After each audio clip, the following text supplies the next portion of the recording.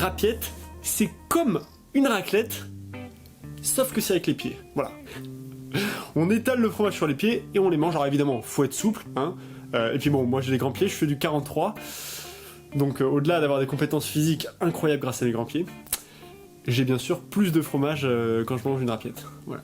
C'est typique du sud-ouest, hein. C'est vraiment typique du sud-ouest. Je suis étonné que vous ne connaissiez pas d'ailleurs. La raclette est le nom qu'on donne au lézard des murailles. Il s'agit d'une petite espèce de lézard d'Europe, aussi introduite en Amérique du Nord. C'est le lézard qu'on croise le plus souvent dans nos jardins.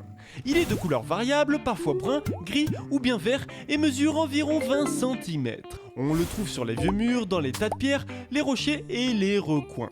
La raclette se nourrit d'insectes comme des mouches, chenilles, papillons, araignées et j'en passe. Sa spécialité ? La raclette peut briser sa queue en cas de danger afin de détourner l'attention de son prédateur et s'enfuir. Et oui, car la queue, une fois coupée, continue de bouger pendant que la raclette prend la fuite. Et d'ailleurs, s'amputer pour échapper à un prédateur s'appelle l'autotomisation. Rien à voir avec la totomobile, hein. Ensuite, sa queue repousse et peut même se dédoubler si la rupture initiale ne s'est pas faite entièrement. Il arrive donc qu'on croise une raclette à 2 queues, voire 3. Ça donne envie, hein ? Ce processus de régénération intéresse d'ailleurs fortement les chercheurs en biomédecine qui étudient de près le phénomène.